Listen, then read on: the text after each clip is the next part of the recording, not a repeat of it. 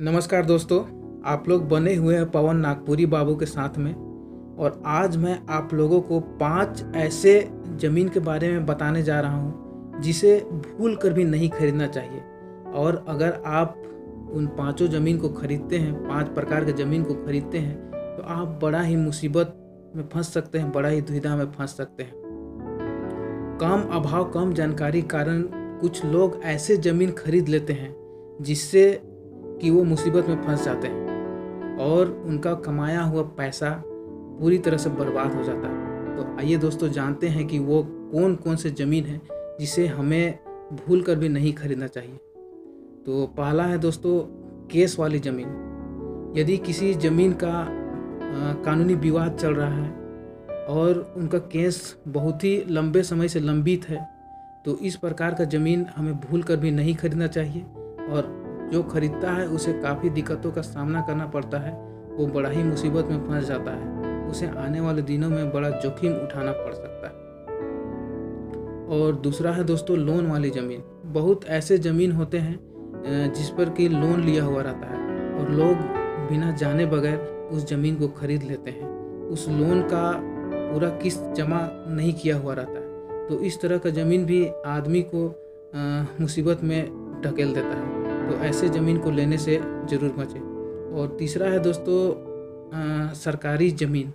कोई व्यक्ति सरकारी ज़मीन को दिखाकर बेचना चाहता है और लोग बिना जाने उस ज़मीन को खरीद लेते हैं। सरकारी ज़मीन को जो खरीदता है वो मुसीबत में फंसता है, क्योंकि वो ज़मीन सरकार का होता है और सरकार बाद में जब चाहे तब उस ज़मीन को ले सकता है। इसीलिए उस ज़मीन को लेना नहीं चाहिए। पहले पता कर लेना चाहिए कि वो रैयती ज़मीन है या सरकारी ज़मीन है, उसके बाद ही उस ज़मीन को लेना चाहिए।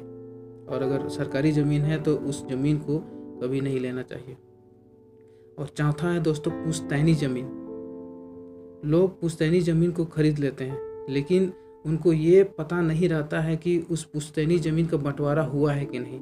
उसके कई तरह के मालिक होते हैं। एक पुश्तैनी ज़मीन का बहुत सारे मालिक होते हैं, और अगर उस पुश्तैनी ज़मीन का बंटवारा हो जाता है तो उसे आसानी से खरीद सकते हैं।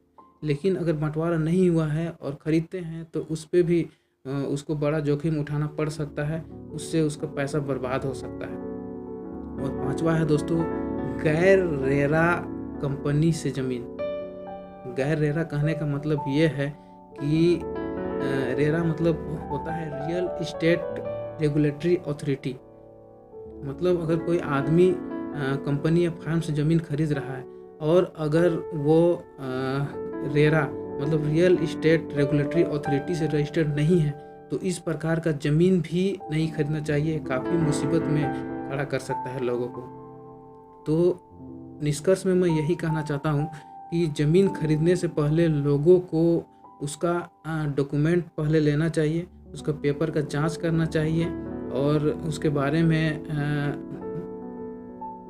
रेवेन्यू डिपार्टमेंट से पता करना चाहिए और उसके बाद ही ज़मीन खरीदना चाहिए।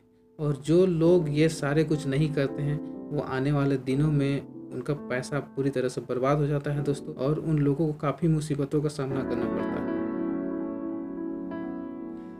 वीडियो कैसा लगा दोस्तों, एक बार कमेंट करके ज़रूर बताइएगा। और अच्छा लगा होगा तो वीडियो को एक बार लाइक, कमेंट, शेयर और सब्सक्राइब जरूर कर दीजिएगा। वीडियो देखने के लिए बहुत बहुत धन्यवाद दोस्तों। जय हिंद, जय भारत, वंदे मातरम।